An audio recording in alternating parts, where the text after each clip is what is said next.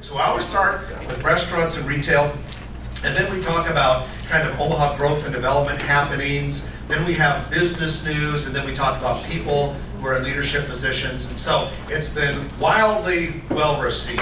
We started in April with 6,100 subscribers that were basically people that we went out and found their email addresses, and we kind of just put them on the list. But since that time, the list has grown to 8,200.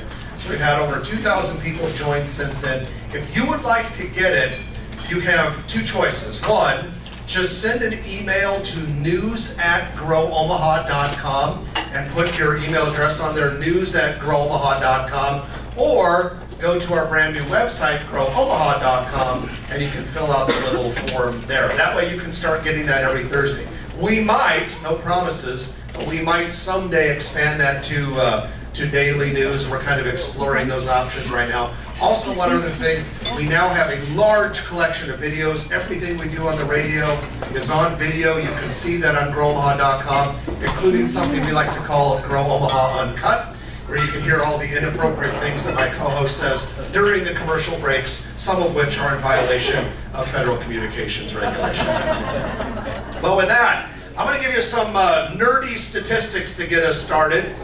Because I am a nerd who likes statistics. And these statistics are going to focus on our metro area's growth and our city's growth. Did anyone notice, maybe in July, perhaps in August, when the Census Bureau released the results of the 2020 census? Well, it looked really good for our area. So here are a few things for you to know.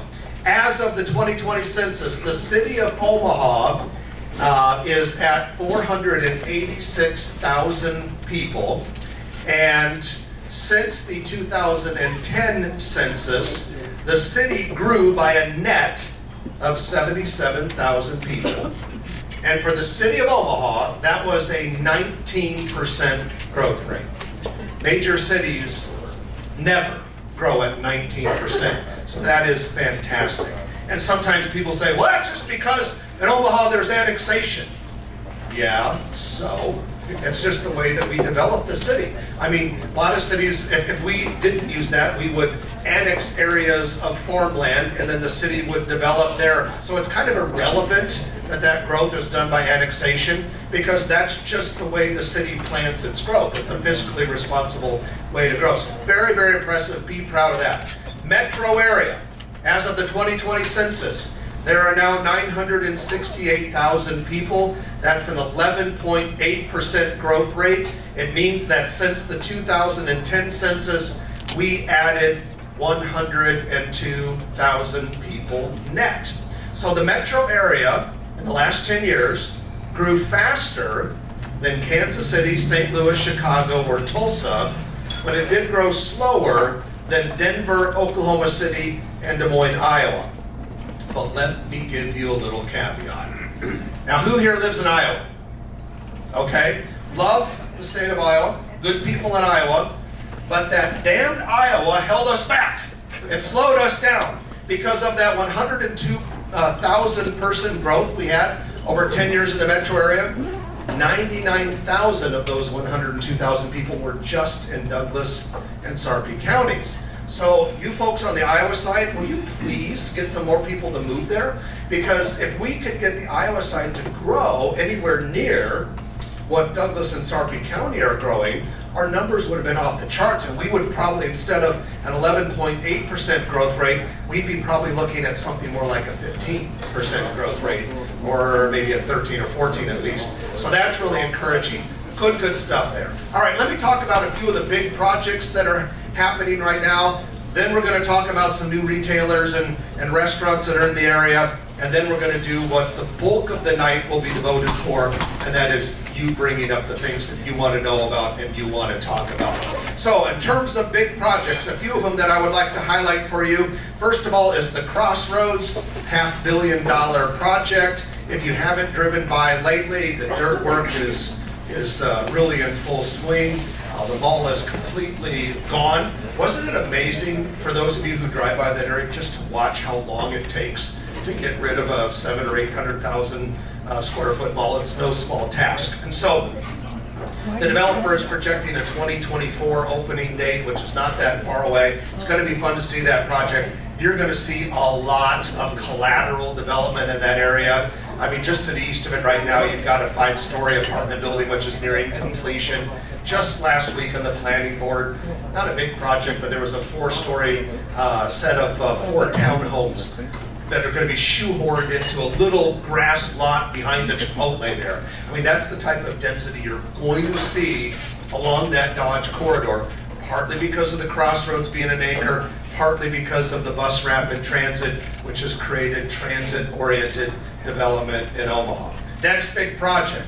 We should get an announcement soon, hopefully by the end of this year. We'll see particulars about University of Nebraska Medical Center's Project Next. This is the $2.5 to $3 billion massive expansion of Nebraska Medicine and the University of Nebraska Medicine. This will be built on the northwest corner of the campus on the site currently occupied by the former Monroe Meyer Institute and the former J.P. Lord Elementary School. Those buildings will be raised. You'll see massive construction there across the street on Saddle Creek. We're hearing about a 12-story administration building, big stuff happening in that area. Just like what I said with the crossroads, but even more so, that will be a catalyst for Midtown development. And already, because we know that project is coming, the number of multifamily buildings that are planned or underway. There's a 6 or 7-story Hampton Inn right by the Med Center that probably wouldn't be going there were it not for that Project Next coming down the line. If anyone has driven by the riverfront lately, you may have noticed the Kiewit Luminarium. This is the $100 million STEM, Science, Technology, Engineering, and Mathematics Museum that is under construction. It is fully topped out, meaning all of the structural steel is in place, and now they're kind of working on the rest of the building. About a 2023 opening for that, completely 100% privately funded. That will be a draw for the entire region.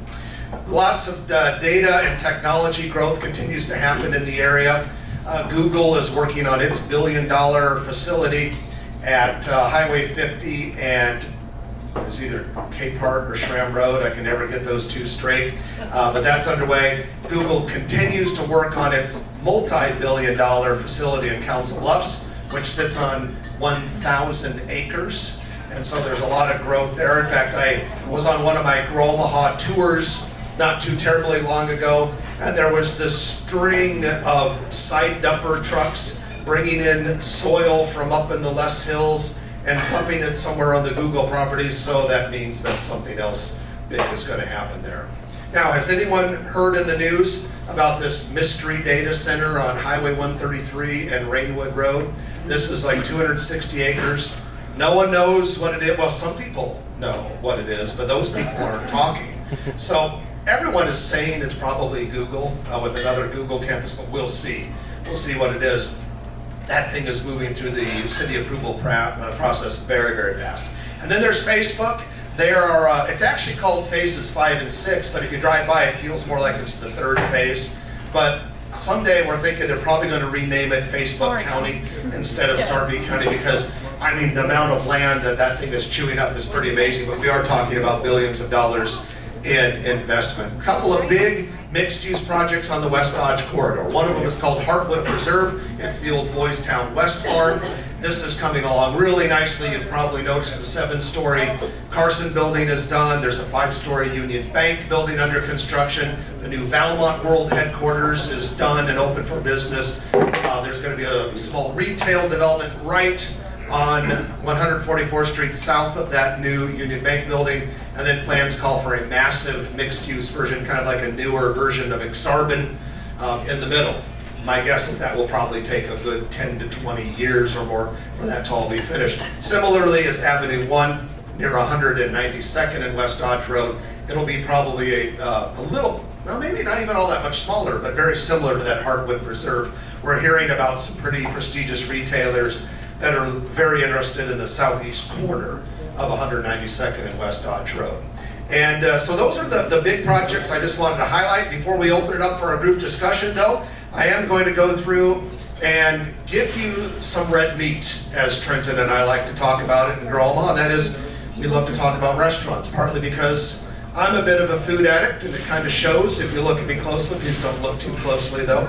And a lot of our listeners love hearing about restaurants, which is why it's always the first thing in the newsletter. So I'm just going to go through some of the new restaurants that we have announced in Grow Omaha Media since July. Okay, so here's the list. First one is a place called Kumbia Diner, which will be opening in the former Himalayan Java space downtown on the 6th Street Mall. This is going to feature South American street food. Next place, Cafe Diem 96 is now open in Papillion. It's right on the corner of 96th and I think it's Giles, in a new, nice-looking mixed-use building right on the corner, breakfast and lunch only. A lot of people like Wahlburgers, right? People that have been saying to us, Grow Omaha, where do we get Wahlburgers? Well, they're going into several Hy-Vees in the area. You know how Hy-Vee has that little restaurant thing in there? In many Hy-Vees, they will replace that with a Wahlburgers. But if you are one of those old retired guys who likes to have that coffee and breakfast in the Hy-Vee restaurant, fear not. I'm told that the requirement is that Wahlburgers must serve breakfast. Kincaidor is a popular brewery out of Broken Bow, Nebraska. They had tap rooms there and in Lincoln. They just opened in Exarban Village. So if you want to get Nebraska brewed beer, you can go right there. Public House has replaced the former September's Bar and Lounge in Rockbrook Village. And something that is near and dear to my heart, the good old-fashioned Piccolo Pete's that was on 20th Street, just north of Martha, a place where I feel like I spent half my childhood because we went there for dinner so often as a kid. That is going to come back to life as a much smaller restaurant in downtown Papillion, of all places. Downtown Papillion. Of course, Piccolo Pete's was one of the places where Warren Buffett would always go. You know, he loves those old, I mean, a place kind of like Anthony's, right? Warren Buffett loves going to those places. And my dad and I had a little tradition for many years.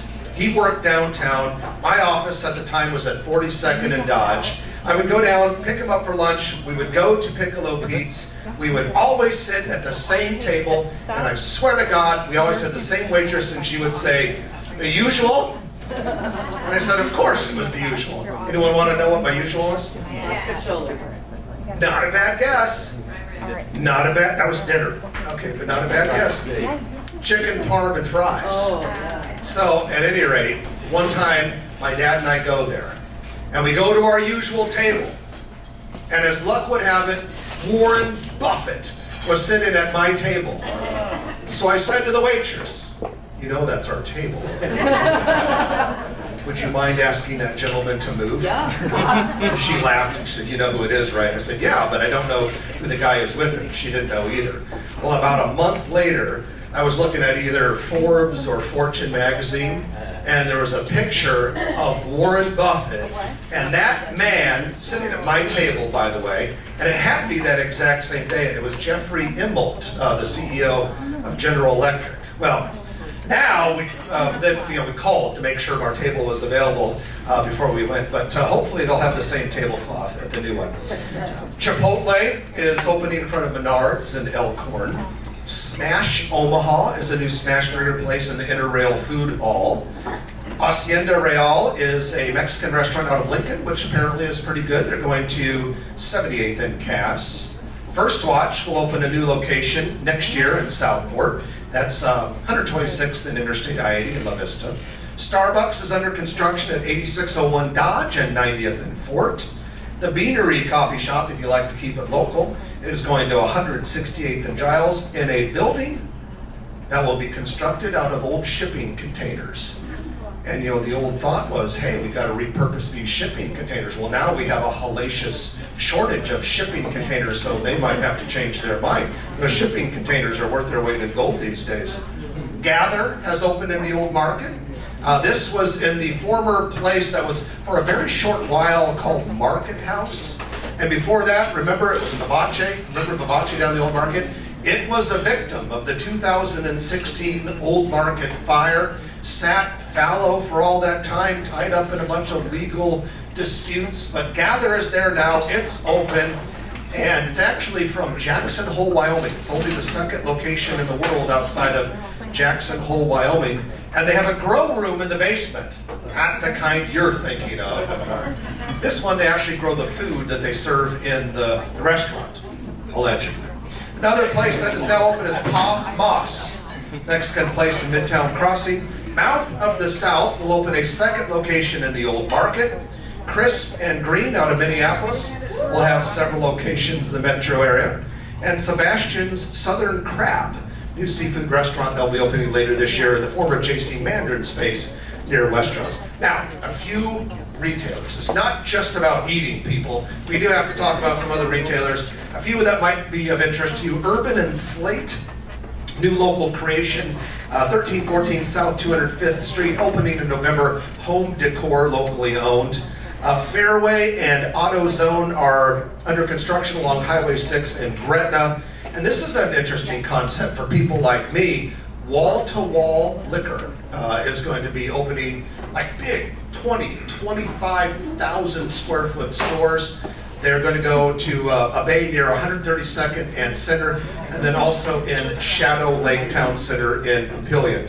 So that's just a little taste of some of the things that are going on. Enough of my prepared remarks. The real reason you're here is because you want to ask what's on your mind. In fact, Trenton and I, every 2 months on the Grow Omaha show, do something we call our call-in show. That's when we let people call in. And they can call in about anything. Thank God we've got a screener. Because you wouldn't believe some of the psychopaths that call into that show and some of the things they want to talk about. We screen those people out. Now, Rhea has promised me that you all have been screened and that you're a safe audience. So I feel comfortable and confident opening it up to you, knowing that there's a decent chance that the things that you bring up will have something to do with Omaha growth and development, construction and real estate, whatever. And it looks like we have our first contestant. Yes. So with everything that went through COVID and with all of the commercial buildings that we have in Omaha, what is the real vacancy ratio for commercial real estate, and where do you think that's going? That's a very question. It's a very big question. She said, if you didn't hear her, with all of the things that have happened in COVID and everything else going on in the world, what is the real vacancy rate for commercial real estate in Omaha? And it depends, first of all, on the sector we're talking about. Now, the sector that you're probably thinking about when you talk about vacancy, because of what's been happening in COVID, is probably office space. And I would say that, in looking at all of our leasing agents at NAI and PDodge, where I work, office leasing is the only sector of commercial real estate that looks slow to me. When it comes to people buying and selling investment properties, buying and selling development land, when it comes to retail leasing, when it comes to industrial leasing, things look really good. I don't know an exact number right now that I'm comfortable saying in office space. It's not as bad as you think, because so many of the leases have been in place since prior to the pandemic, and they just haven't run out yet. Now, what will be interesting with office leasing is to see what it is in 18 months, 24 months, 3 years, something like that. Long term, I'm not terribly worried about the office market because of a lot of reasons. Number one, there was already a movement, which I'd like to refer to as a backlash against the fraud that was the open office plan. Okay, so for years and years and years, companies foisted this bullshit upon us that millennials love to work on benches in big rooms with concrete floors with their shoulders touching another millennial as they worked on their laptops. Well, at NP Dodge, we have a lot of millennials. And when any of them get promoted, you want to know the first question they ask? When do I get my own private office with a window, right? So all of that stuff was garbage. And so people were already starting to wake up. Like I can remember even 3 or 4 years ago in my other life as a sales trainer, I travel all over the world and do sales training. I do a fair amount of it in Silicon Valley. And if you think people in Omaha are used and abused with the way they're packed into office space, go look at these. You've got these victims that are like duct taped to a chair next to another millennial with really nicely facial hair. And these people are making $250,000 sitting there duct taped to each other. But even they were saying, this is terrible. I hate this. I hate this. So I think that was one thing that will help mitigate a little bit of the come down from office space because of the whole work from home movement. The other thing is that companies are starting to realize that the whole work from home thing is not quite as rosy as they were portraying it to be last summer. Remember last summer they were saying things like, well, our productivity has already actually increased since everyone was at home, so maybe we should make this permanent. Well, the reason the productivity increased was everyone was terrified of getting fired from their job because we had just like had a boulder dropped on us as a society, and there was all this uncertainty, so people were working their butts off trying to make sure that they stayed employed. Now, there's reports and studies that have come out and have said, while checklist stuff is actually looking okay, people are getting their basic tasks done, and in some cases maybe are more productive in that sense, collaboration has fallen through the floor. And what is the American economy based on more than anything else? Creativity, right? I mean, we are the land of entrepreneurs. I mean, think about the technology we create, the things that we invent, the risks that we take. That doesn't work very well. Here's the other problem: onboarding young professionals. I'm 22 years old. I'm right out of the university of whatever. I'm so excited. I get my new job. And a year into the job, all I'm doing is sitting on my laptop in my childhood bedroom. I mean, I'm not rubbing elbows with leaders. I'm not getting mentored. I'm not going out in the field. It's not going to work. Office space is fine. You want to know something interesting about office space? I just read in a real estate publication, there is a developer starting just about ready to kick off 2 skyscrapers, 50 and 70 stories tall in downtown San Francisco, with no tenants lined up. Office space is going to be fine. By the way, industrial space off the charts. I mean, it's just nuts. You can't even find enough of it. Good question. Who's next? Yes, sir. Rochelle, just to add to what Jeff was saying. Yeah. When it comes to office space, it's probably too early to tell what's going on.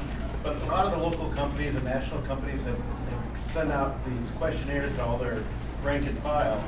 And it's pretty easy to understand that if somebody that is a millennial or someone that is not in upper management or middle management, they have been able to let their dog out, they've been able to stay home and make appointments and not have to check into their boss who checks into another boss. They, of course, love the work from home, flexible model. But if you're middle management or you're upper management, you make your own schedules and you don't have to check in with anybody, you want to separate work from home. And that's kind of what we're saying. The other thing is talking to one of the board members of a major company in Omaha who says nationwide the hardest thing is when they try to get good talent. There's people that really want those good employees because they're so hard to get. But those people will say, okay, well, I want my own office, I want to put my family's pictures on the wall, but I only want to come in maybe 2 or 3 days a week, and I don't want anybody else using my chair or my office. So they're trying to figure that out. So there's no question that there's a transition going on in office, but nobody knows for sure what's happening. He's done anyway. All right. Apparently I was supposed to stick to my phone here, but how nice is it when your co-host shows up and surprises you? You guys get 2 for the price of 1. Yeah. Yeah, pretty cool, huh? Okay, next question. I paid to get in. He paid to get in here. Thank you for your contribution. In terms of apartment building, I like apartment buildings, that's my niche for a number of years. Where do you think the best growth is for appreciation? That Saddle Creek by the medical center, is that where it's exploding? It certainly looks like it, and if you look at that area, the supply of people who will be interested in moving there, if everything that we think is going to happen actually happens, should be non-ending. I mean, because if you look at just the next project as it has been currently announced or previously announced, the projections are for 8,700 full-time jobs that average $75,000 a year salary. For average, that's really, really good because that includes people that are working at entry-level jobs and what have you. And so there would be reason to believe that a large number of those folks would want to work within a reasonable drive of their office. So I think that's safe. Now, what I don't know is if there's already a lot of speculation going on in that area. If the price for a lot that you would want to buy, especially if you tear down something, is going up because everyone already knows that 8,700 new jobs are coming to the Med Center. And by the way, it probably will be a lot more than 8,700 jobs, because Chancellor Gold said just a few months ago, he said, yeah, we're saying $2.8 billion, but it might be $4 billion. So who knows what's going to happen there. So yeah, I think if you can find the right spot and it makes sense for you, the odds are probably in your favor that good things will continue to happen in that area. A lot of population. Okay, who's next? Yeah, Jerry. I have some questions from our Facebook Live feed from Ted himself. And first of all, he says, thank you, Jeff. Yeah, you need the microphone. I need the microphone. Okay, so first of all, he said that he thanks you for coming. And his first question is, what part of town should investors look to buy their next rental property? You may have just answered that. Future large growth areas that are still affordable. Good questions. Now, I'm not going to tell people how to invest. I don't want to get in trouble with the Real Estate Commission, but I think the Midtown area that we already mentioned. Now, what's interesting, a few things that people might want to have their eye on. South Omaha has always had the ability to reinvent itself, and it has done that for generation after generation after generation. I don't know about you, but I'm seeing nothing which causes me to believe that that won't still continue to be the case. And so I think there are some areas on the near south side. I've always kind of been intrigued by the Benton Street corridor between 16th and 24th and everything around that. And if you think about just a little bit to the north of that, there's been some serious redevelopment of the Little Bohemia area, which is basically 13th and William Street. The Little Italy area just to the east of that has been doing well for some time. By the old Grace University at 10th and Hickory, I think that's Hickory, there is an OPS elementary school under construction. Well, why are they building an OPS elementary school in an old, extremely established area? Because there's population demand and a lot of kids there. So I don't know. I mean, I can't tell anyone where to invest, and I really do virtually nothing with residential real estate other than say hi to some of the NP Dodge realtors I bump into once in a while. But those would be some factors happening in our area that I think would be of interest to someone who invests in rental properties. Another question? Okay. How many jobs will the data centers create? Good question. How many jobs will the data centers create? Not a whole hell of a lot. The one thing about data centers, they're not big job generators. They are construction job generators, to be sure. They generate a lot of economic activity, and after the tax incentives wear off, they will generate a lot of property tax revenue. They bring a lot of attention to your community. They bring a lot of business travelers that might be coming to the data center from the headquarters locations of those companies. But it is not uncommon for a 1 million square foot data center to have 100 or 200 people working there. It's not uncommon for a 3 or 4 million square foot data center to have not a whole heck of a lot more. So you really don't go for them for the jobs. You go for them and try to attract them because of the massive investment and the massive number of construction jobs. And we can't underestimate the construction jobs that are being generated by Facebook and Google, I mean, with all of their campuses here in the area. Electricians are doing amazingly well right now because there is such a demand for people in that skill area. Kind of stinks for people that need to hire an electrician, but for the overall economy, it's a really, really good thing. Good question. Who's next? Sir, if you just say the question, I'll repeat it on the microphone. How about that? Downtown Elkhorn, there's already one high-rise, and of course, a small high-rise, it's not big for the area, and 2 more going in, and I haven't seen it right now, but what's the longer-term plan down there? Yeah, question was about downtown Elkhorn. He said there's already a high-rise that is somewhat nearing completion right by Main Street and the railroad tracks, and a couple of smaller multi-family type buildings that are going into the area. That one high-rise you're talking about is going to be really cool because it's going to have street-level retail and all that sort of thing.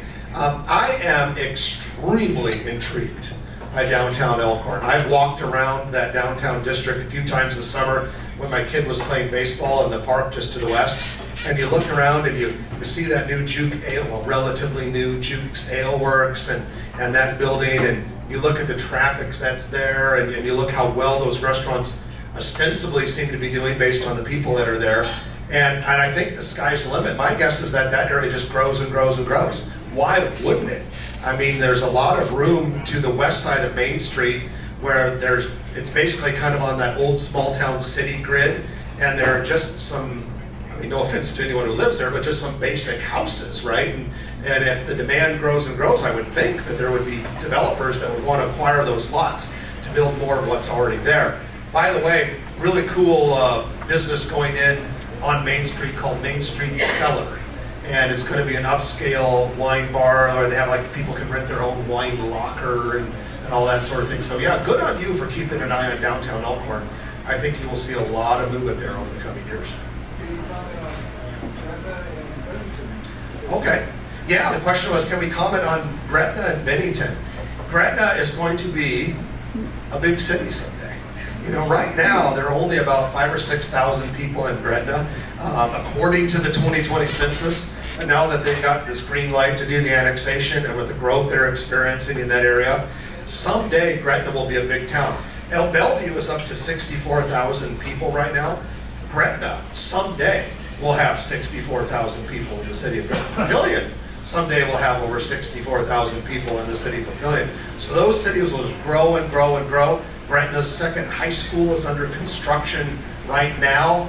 I wouldn't be surprised if you saw some more growth in the next few years around the Highway 6 I-80 interchange. And then, of course, there's talk about the state of Nebraska doing another freeway interchange at 192nd and I-80, which will be great for Gretna as well. As far as Bennington is concerned, this is going to be really interesting, because will Bennington suffer Elkhorn's fate, or will it continue to be its own city? And that will be a very salient question fairly soon, because it is growing really, really fast.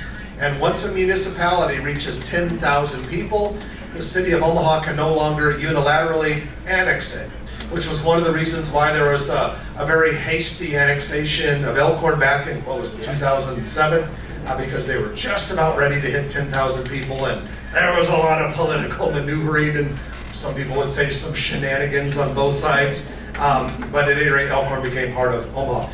If I were to put a bet down, mind you, I'd probably only bet $10, because I'm cheap and I'm, I guess, not that confident, but if I had to put a bet down, and I don't know anyone who's in city government in Bennington, but if they're really savvy, I would say to myself, I would make a deal with the city of Omaha. And we would say, city of Omaha, if you allow us to stay by ourselves, we will draw a line around our current city and maybe a little bit of area expansion, and we promise not to go beyond that if you promise not to annex us. And I would be a bit surprised if that didn't happen, because the city did it decades ago with Ralston, and Ralston is still an independent city today.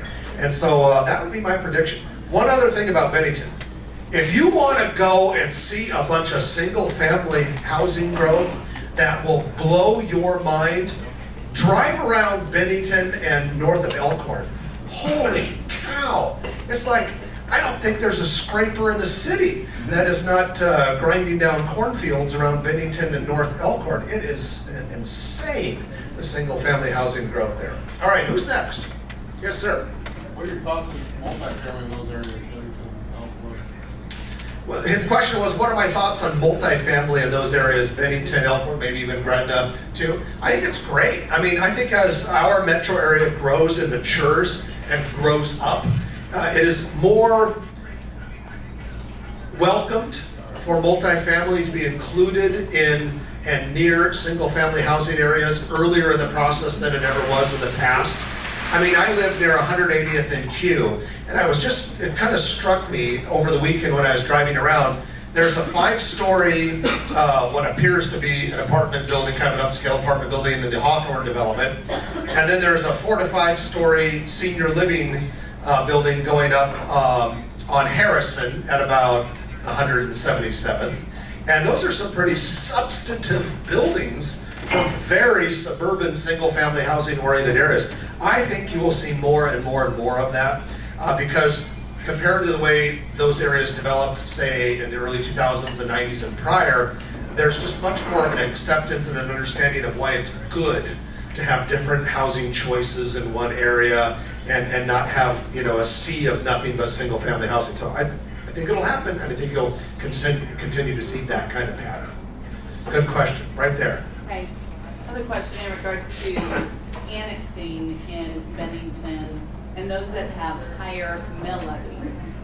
When you're looking at investment properties, mill levy, and with the rise of interest rates, obviously that limits your cash flow and your ROI on investment properties. Do you see that as an issue? You know, I'm not an expert on investing in residential properties, so I'm not even going to take a stab at that one. Yeah, I could see it, but I just don't know enough to answer that question. A lot of people look to be annexed into Omaha because it will lower their mill levy when they do that. So, and when you look at Bennington, you're looking at a 3% mill levy on quite a bit of the area and moving that way because of all of the bond issues with the school. So, would they want to be annexed? You know, it's interesting because there was talk, and I don't live in Ralston and I don't know the details of this, but every once in a while you hear rumblings that there are people in Ralston that would like to create a movement to get annexed by the city, and the city's no longer interested in annexing Ralston. So, yeah, who knows? All I know is that when people in SIDs are annexed, it always seems like a mixed bag. You've got some people that are really excited about lowering the mill levy and getting the free trash, right? And then there are other people that are like, oh my God, we won't see a snowplow until 2 days after the storm is over. They're kind of correct. So yeah, I think it's always a mixed bag with annexation. The only thing I'll say though is if you are for those people that are in SIDs, please don't act surprised and like put off when this, you know it's coming, right? You know it's coming. I always get a kick out of people that are so horrified and like, well, what were you, not paying attention? Okay, who is next? Way in the back. Yes, with the population growth, do you see Omaha growing more towards Fremont, or with the casino it's going to continue to grow towards Lincoln? Okay, so the question was, with the population growth, you see, where do you see the city growing? Towards Fremont or towards Lincoln? And it's interesting. Typically the city of Omaha, the metro area, really grew to the southwest. And I would argue the biggest reason for that was the Millard School District. Now, some people would say, yeah, but it was also sparked by the Western Electric plant that was built near 120th and I in the late 1950s. That all probably plays a part of it. Other people would say, well, it's because I-80 went there, which is also true. So the problem is, once you get to the bluff line on Interstate 80, just southwest of Gretna, you really can't develop it anymore. That's a big floodplain. Remember a couple of years ago what that valley looked like? So I don't think you're going to see too much more growth to the southwest once that growth hits the Platte River bluff line southwest of Gretna, which means you have to funnel the growth elsewhere. And we're already seeing, as we previously mentioned, an awful lot of single-family housing construction north Elkhorn and Bennington. Highway 275 out to Fremont is a great piece of infrastructure. Now it's a little bit tough there because a lot of that land is also in a floodplain, but not as bad as, say, that land down in the Platte River bottoms along Interstate 80. So I think you will continue to see a lot of growth in that area. At the same time, you will see growth filling in that southwest Sarpy County. But once you get to that bluff line, which happens to be the edge of Sarpy County, you're probably going to have to go way on the other side of the other bluff line, deep into Cass or Saunders counties before you start to see growth there. And that's probably I'll be dead by the time that gets hot and heavy, right? And I'm 52. Okay, who's next? Yes, sir. What do you see for the future of downtown Omaha in terms of business development, new business development? We've talked, everything we've talked about is in the suburbs. what is the core downtown, what's the future there? Sure, yeah, good question. He said, what do you see when it comes to downtown Omaha and its growth outlook? I'd be bullish on it.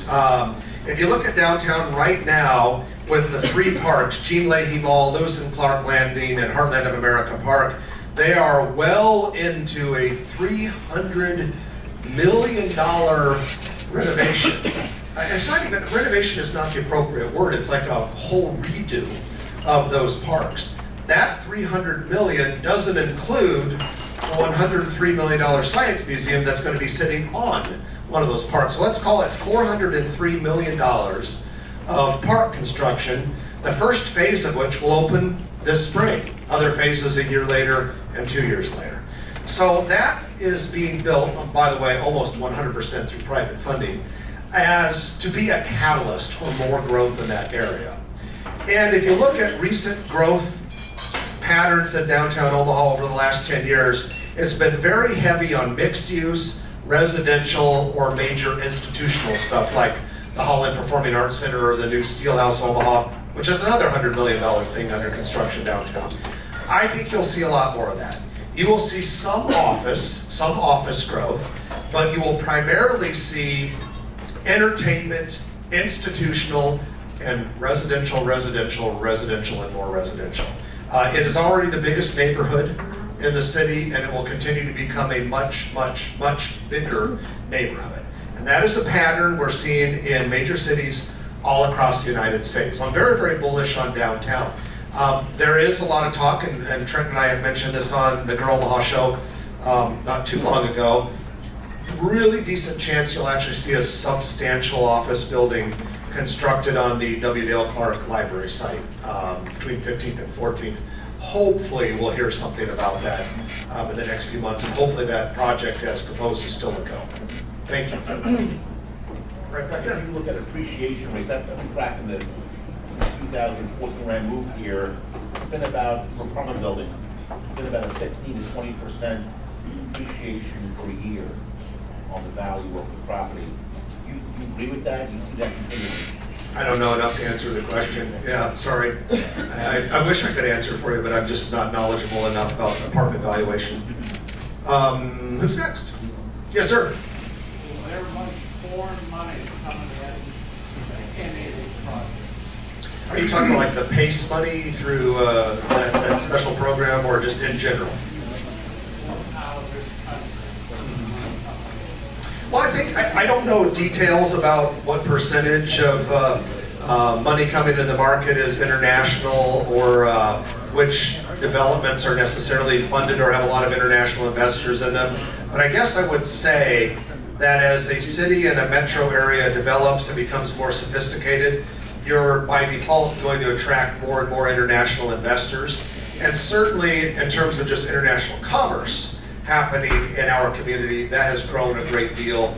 When you look at some of the companies that are owned by foreign entities, and then just the international business that happens. But in terms of actual international investors investing in specific projects, I just don't know. I don't have any data on that, unfortunately.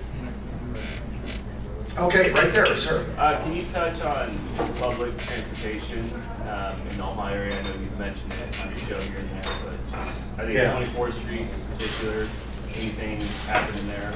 Yeah, the question was, can we touch on public transportation, what's going on, and is there anything new with 24th Street? Yeah. Well, okay, so obviously Omaha has had public transportation in one form or another long before any of us were born. And so that has been a part of our cultural urban fabric, but we're trying to get it to be more sophisticated, more useful, and also contribute more to collateral real estate development. And so our big public transportation victory, if you will, was when the first Orbit line opened along Dodge last fall. By the way, has anyone ever taken that? Anyone ever taken it? I did, just to see what it was like when it first opened, like it was that first week. And it was cool. No way in hell I would ever take it every day because it took me 29 minutes to get from the West Roads to downtown, and that's an express. But for those people who like that sort of thing, it looks really cool. The thing that I'm excited about with that Orbit is that it has already contributed to the densification of the Dodge corridor, and it's only getting started. For instance, the Clove apartment project, which is just east of Nebraska Methodist Hospital, the developer said one of the motivations for doing that, and there's a lot, I can't remember the exact number, but more than a couple hundred apartments on that site was because of the orbit. And some of the things you're seeing at 72nd and Dodge because of the orbit, I think that will continue to grow and grow and grow. And then, the thought is that that corridor will attract a lot of people who are amenable to using public transit because it's so much more convenient and predictable and quicker and better communicated than the traditional bus service. You mentioned 24th Street.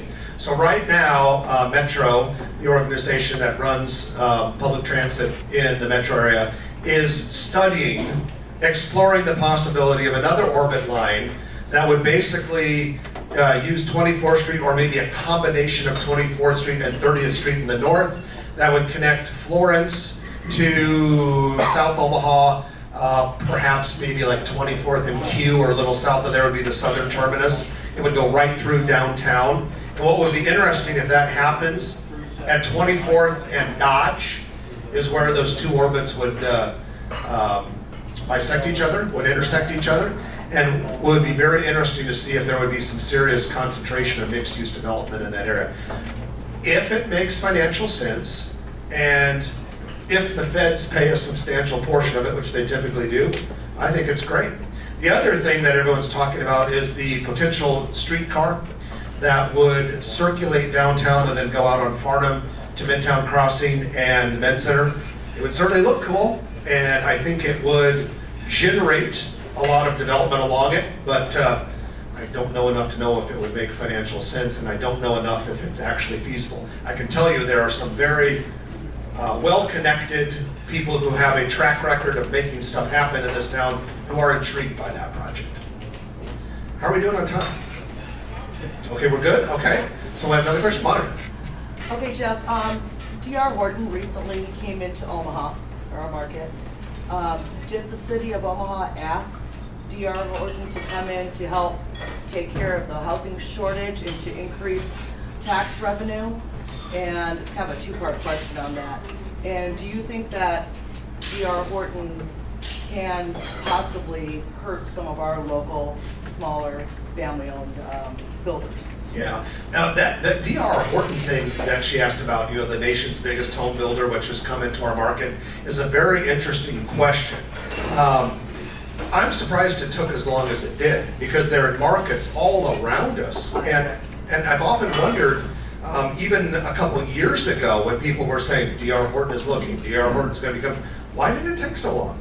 Why did it take so long? The only thing I can think of is that we had some very strong home builders here that maybe discouraged it. Will it hurt existing home builders? Yeah, there's probably a pretty good chance. I mean, you're bringing in the biggest competitor in the entire country. I don't see how it wouldn't. Will it be good for buyers? My guess is probably yeah, wouldn't it? Isn't competition generally a good thing and opens up more opportunities? And we've had a housing shortage recently. Now, your other question, were they encouraged by the city to come? I don't know. Does anyone know? Does anyone know if any of the political leaders were lobbying them to come? I haven't heard anything like that. I just know the developer that was bringing them in and did most of the courting. Woodsonia? Yeah. Because they're doing some projects with Yeah, it. the Buchanan Development. Okay. So they've been courting them for a long time. And really did not get a whole lot of help from the city administrators to bring them in. And that's really why a lot of them, they're in the Papillion and the Gretna market really more than they are in the Omaha market.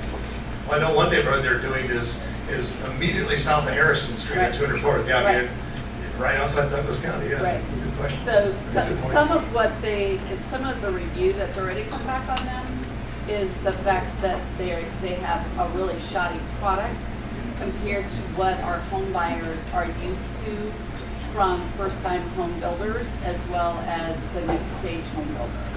And so, the jury's kind of still out, like you said. Yeah, we'll see what the market whether the market embraces them or not. But when you say that, I would be lying if there's not a part of me that's worried about a future suburban slum 50 years from now. Yep. Be gone. Monica, is there a part 2 to that question? Part 3. You're not doing their loans? Well, besides D.R. Horton also affecting our builders, they also have their own real estate agents, finance company, title. So I think it's affecting our whole market. Amazon and Walmart home builders all rolled into one, huh? And they're also able to purchase at a much deeper discount than our regular standard, local builders. So I don't know about the negative feedback that you had heard. I know that they're using quality products and they're very specific about what they use. Yeah, look at their models. Everybody should take a chance So maybe to go through their maybe models. that's a craftsmanship issue, but the product is actually higher end. Jerry, were you gonna? Did Yeah, you? I have a couple of questions from the online. You gotta love the fact that like people like emailing. That's how you know you're a big deal when you have people emailing you questions. It's Ted. It's Thank you. Like, where'd you come up with all There's this? more people online. I can't. What is going on at the old stand, Olson car lot? And then second, what is going on around Top Golf? Oh, okay. Now the old Stan Olson car lot, isn't that the same thing as Is right? that the same? I think so. that's the same thing, isn't it, Trey? Right? No, you're talking about 116th and Dodge, the Stan That's the Olson's. question. Under the overpass. Yeah, I think that's right. Yeah, Just this west of That's Faster Dodge. a guy living at Darrell Ising, who also manages the Drover. Planning to build storage units, I think, to the north of I believe that the Stan Olson lot, like 116th and Dodge on the north side, Regal Awards, I thought, was taking the building, and then there would be a storage facility, maybe extra space storage to the north of that. And then I'll let Jeff address the Top Golf. Been a lot of rumors about that area around Yeah. Top Golf, and so far they're just rumors. But there have even been a few architectural renderings that I don't think were supposed to be circulated that showed ridiculously tall buildings there. Now, if that happened, that would be so absolutely cool, but I'm not going to hold my breath on that. My guess is that something very substantive will go there because it's just such a great area. That area is so visible there when you're on the 680 interchange. But the rendering that was floating around for a while had like a 12-story building, a 13-story building, and a 20-story building. That and a dollar will get you something. But let's hope it happens. But I think, I don't know. I mean, my guess is it's probably a ways out. But let's keep our eye on it. Did Ricketts buy that? Yeah, or at least a group that he leads. Yeah. Okay, okay over here. Yeah. The area around Millwood Commons, it looks like Kiewit owns a lot of that. Do you know what their plans are with that land? So she said Millworks Commons. There's actually, and you mentioned Kiewit. It's kind of confusing because that's actually two different development districts. The area right around the brand new Kiewit headquarters is called the Builders District, and that's being led by Noddle Development. And in addition to the Kiewit building, Noddle companies are talking about possibly another office building. There's been talk about a condo building right to the west of the Kiewit building. There's been talk that maybe someday even more Kiewit office space will be built to the north of that parking garage that Kiewit has, a little closer to the Tip Top building. So a lot of potential there. I think you're going to see some impressive stuff. I can't give you a timeline because I don't necessarily know that.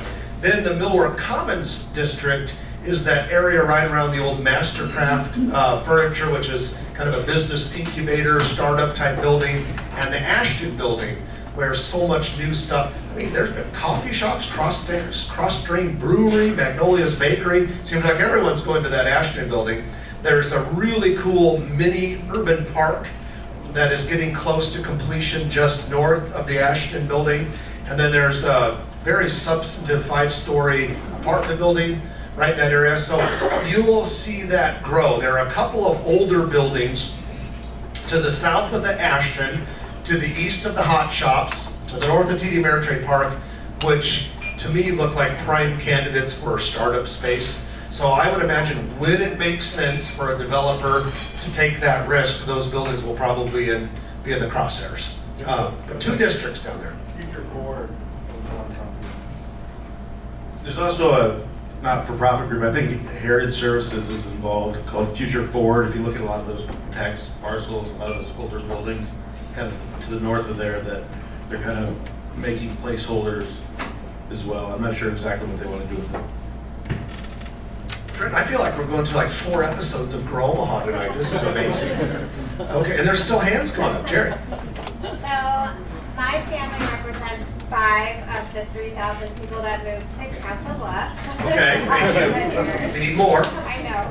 So I know that Council Bluffs has put a lot of money into West Broadway, and there's some cool projects on this side of the river, and another one that we're familiar with right there on that portion of Broadway. What else is Council Bluffs doing to attract more people? Well, I think she was asking about Council Bluffs, and she listed a few things that are happening there. And she said, what else is the community doing to attract people? I would say hands down the most exciting thing happening in Council Bluffs is the massive overhaul of the freeway system. I mean, that is, now, Trenton sometimes makes fun of me for being a construction nerd. Like, one of my favorite things on earth to do is to drive on a new stretch of freeway or a bridge as soon as it opens. So Council Bluffs for me for the last couple of years has been like a play. I guess I shouldn't say that because, wow, okay, I got it. Everything worked out, we're okay. Everything's fine. Council Bluffs has been kind of a playground. So, but the nice thing is that kudos to the Iowa Department of Transportation, because they are building that for the next 50 years, and they are putting a capacity there that they didn't have to do. Glad they're doing. So that alone will create a lot of potential for growth on that side. And then, like you said, the West Broadway beautification, there is a cool mixed-use development. Are you involved in that? Possibly. Okay. To be continued. So I think there's some potential there. But what we really need to see there, though, is just more residential growth and more basic commercial growth that is going on in the area. And I say you got to give the state of Iowa and Council Bluffs credit for getting big projects. I mean, you've got the Google thing that I mentioned, that we got word about a year ago that Google plans to build nonstop on that 1,000 acres in Council Bluffs till the year 2033, which is pretty impressive. And then just earlier this summer, a newly created Iowa company is going to build a $300 million beef processing plant on the Potawatomi Mills County line along I-29. So they're doing a good job of getting the big economic development projects. There's a 275,000 square foot Amazon distribution center in Council Bluffs at 24th and Highway 275. So now what I would like to see is for Potawatomi County to do more of just the standard neighborhood development and attracting more people to live there and building 7-Elevens, although we don't have those anymore around. Okay, yes. Oh, wait, wow. We got someone here on the north side. So our family owns about 5 acres off of 120th and Giles, and we're anticipating doing a 40,000 square foot industrial park. We're planning to break ground pre-pandemic. Obviously that all rolled through. We've been apprehensive of initiating the build. I know that you said the industrial sector is strong. What do you see in that area for growth? Like I said, we've been apprehensive to actually break ground and initiate it. We've been trying to do leasing options. Just your input on that. Yeah. Well, first of all, if you need a good industrial broker, my friend Trenton over here will take really good care of you. The industrial growth has really been centered on Sarpy County, and I think it will be for a very, very long time because there is still quite a bit of land along that Interstate 80 corridor. I can't say anything specific enough to you for you to decide, yes, we're going to pull the trigger on this expensive project.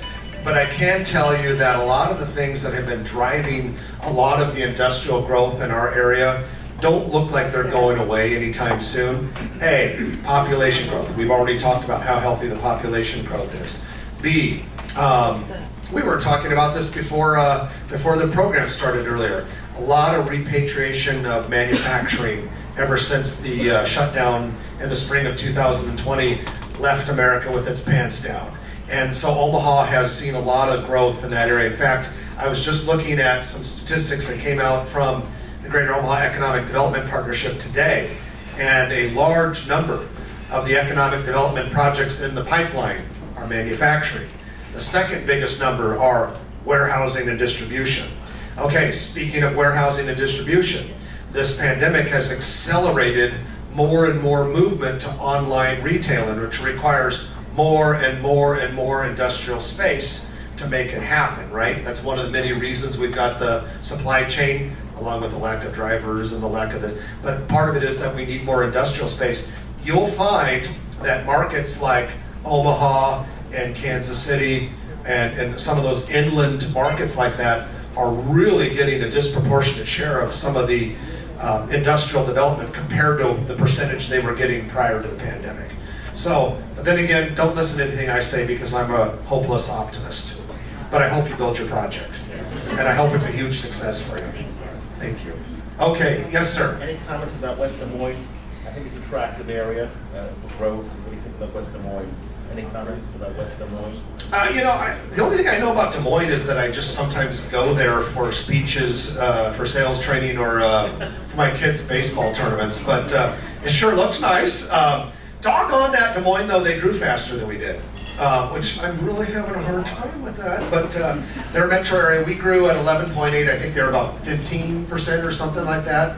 They grew a little faster than we did. Very, very healthy community. When I think of Des Moines, I think of a place that they would have to really try hard to screw things up because they already are the state capital. And if you're the state capital, you've got like guaranteed growth, at least at some level, right? Because what do we say in Lincoln and Des Moines, economic development is a tax increase? And so they've always got that. And then they have such an amazing insurance and financial services presence and the infrastructure that is built up around that, and a great talent pool built up around that. And then I think the third thing that makes it really hard for Des Moines to ever do poorly is that they are the primary city and the state capital in the middle of a state that has 1 million people more than Nebraska does, and a lot less geographic area. So I just see Des Moines as, I just think they would have to try hard to not grow. They've got good quality of life, and yeah, it's a nice town. Yes, sir. Platteview Road, rumors of that turning into a major freeway. Do you know anything about that? Well, it's my understanding that the plan for that is 4-lane divided highway, to which I say, boo. I mean, let's do something bold here in Nebraska and turn that into a freeway, or put a freeway in that corridor. I've been saying this. Oh yeah, gosh, I forgot. Yeah, Platteview Road. Okay. Yeah, what's the plan for Platteview Road in Sarpy County? That needs to be a freeway.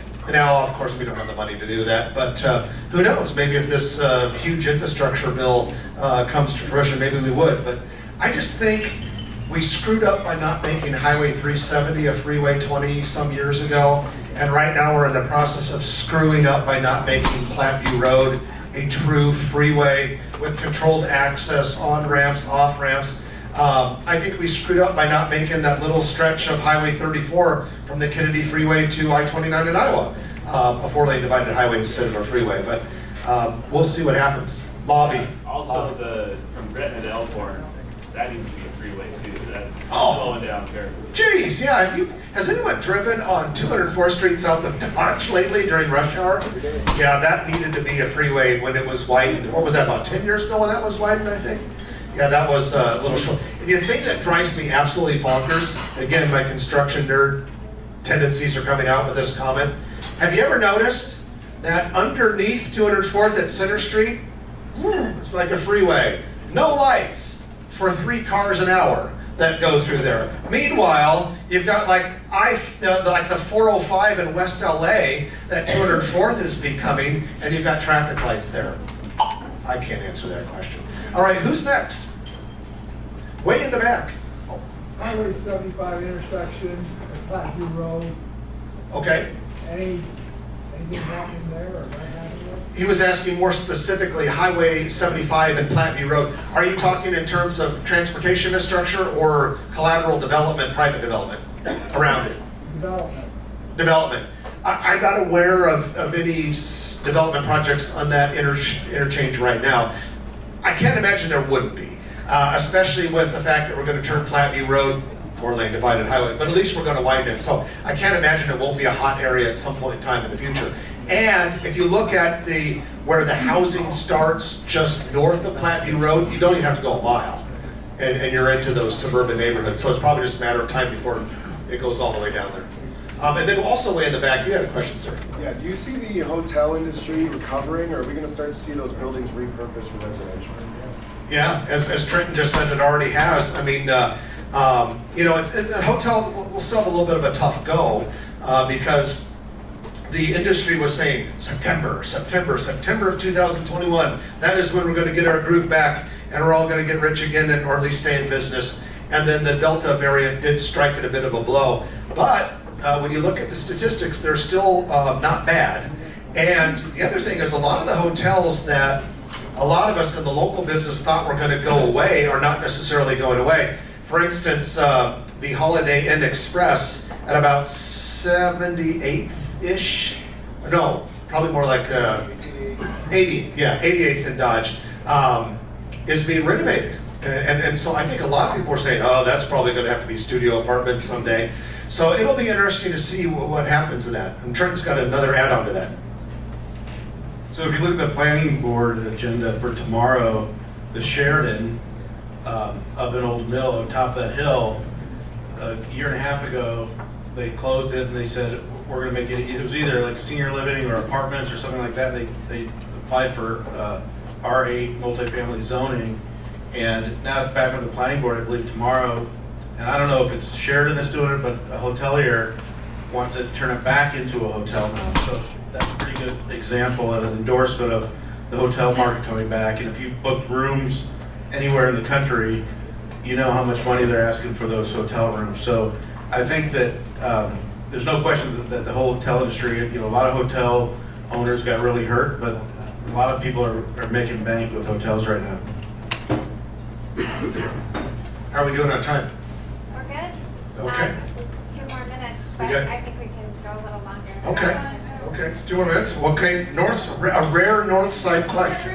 I don't know if this is the right place or the place to ask, but growing Omaha and whatever unemployment is crazy right now, and business owners and people trying to expand is almost feels impossible. Do you have any input on that particular topic? Pass it right on. Yeah, she just brought up a big issue, and that is unemployment in Omaha and pretty much everywhere else, and how is this affecting our future growth and development. I don't think I'm being dramatic and using hyperbole if I say it's a crisis. It is an absolute crisis right now, and we are at the epicenter of that crisis. Do you want to know what state in the United States of America, out of all 50, has the single lowest unemployment rate? We're sitting in it. In fact, our unemployment rate in August, the most recent month for which we have data, was not only the lowest in the United States of America, it was the lowest unemployment rate ever recorded in the history of our state. We need more humans. We just desperately need more people to move here. From 2010 to 2020, the state of Nebraska only grew 7%. Now, among major metropolitan areas, I don't know for sure if Omaha is the lowest out of the top 100 metro areas, but it is very, very close. And I know there are a lot of years where it is the lowest of the top 100 largest metro areas. So it's a function of our very good economy and our lack of people. And so it will be the main thing that holds us back from doing the things that so many of us in this room are dreaming could happen in our metro area. So anything you can do to encourage people to relocate here is a plus. Now, I will give a lot of the civic and political and business leaders in our community a lot of credit because they've been working very hard on this issue for 20 years. And by the way, speaking of 20 years, we've known this was going to be a problem for the last 20 or 25 years ago because it's a matter of simple demographics and mathematics. I can remember I sat on a committee about 20 25 years ago. That was a joint venture of the Chamber and Metro Community College, and we worked on workforce issues. And what's going on right now was predicted. I think the pandemic accelerated it a little bit, but this labor shortage was going to be a problem a few years from now, even if COVID had never happened.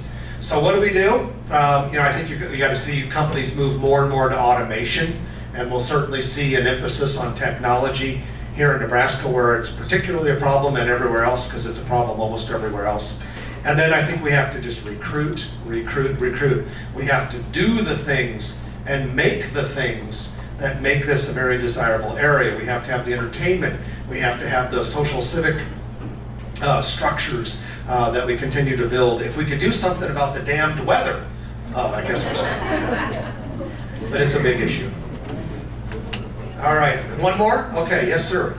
I was wondering if you have any insight to north of Omaha, like Blair, Tacoma, West Point, those communities. What are they looking like, and what does their future hold?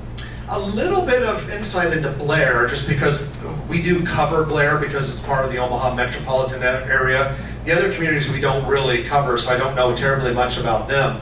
But Blair's looking really good. I mean, the biorefinery campus led by Cargill that is in Blair has contributed to a great deal of growth there. Now, a lot of the people that work there live in Omaha or Council Bluffs or something like that, but it has been a huge boost to Blair.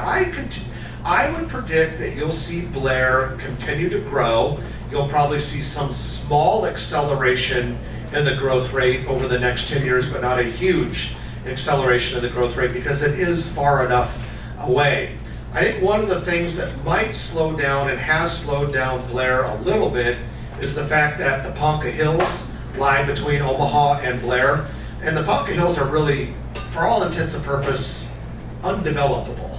And so that will continue to be kind of that quasi-rural, what do they call it, ex-urban type environment, which is kind of cool if you think about it. But what it ends up doing, though, is creating kind of a barrier between the massive activity emanating out of Omaha and Blair. So therefore, I think you would see a lot more, closer towards, Bennington and out towards Fremont or something like that. But no, I mean, if I lived in Blair or if I was a politician in Blair or a business owner there, I'd feel pretty good about our future. And with that, are we done or are we going to keep going? Are there more questions? Sure. Looks like there's one, Yeah. the most. Okay. Oh, There's not one in every crowd. Yes, sir. I was just curious in general, the mental state of single-family homeownership versus rental, and where trends are going here versus nationwide. I know traditionally Omaha has had higher rates of single-family home ownership than many of the other top 100 metro areas, or certainly the average. I'm not up with anything that has changed. I would say conventional wisdom would say that there's probably been a lot of people that are maybe renting now after the pandemic that weren't before because of the pandemic itself, because of the housing shortage. Yeah. But, I don't know. I mean, you're going to continue to see growth in population here because we're doing the things that attract the humans that we need so much. We just need more of them. I think the big issue, though, is that we are seeing growth in home values lately that you used to only see in much bigger markets. Now, if you look at much bigger markets, there's a lot of people that rent because they simply can't afford to buy. Are we heading in that direction? Well, I think part of it depends on, is this permanent? Is this escalation in home prices permanent? Or will it slow down dramatically? It's already gone up a whole heck of a lot. So, I don't know, I guess my thought is as we continue to grow as a market, you might see some more of the things you typically see in bigger markets. But my guess is, not having looked at any data on this, that our home ownership rates are probably still quite a bit better than a lot of bigger cities. I don't know, do you have any knowledge or information on that? I guess my thought was it was catching up. Yeah. Those markets, the single family ownership versus rental, and then just a basic mindset of I don't want to mow my own yard kind of stuff. Neither do I. Yeah. Lazy. Yeah. Yeah. You guys are getting lazier as we grow. Yeah. We got robots to do that shit now. That's right. No, I think you'll continue to see that movement as the city grows and grows. because I don't see how the prices won't increase over the course of time, allowing for a temporary setback, you know, if there's a recession or something like that, but allowing for that, I don't see how that won't continue to trend that direction as we grow. And I don't see anything which says that we won't keep growing for the foreseeable future. Jerry, I'll turn it back over to you. Thanks for great questions, everyone. Thank you so much.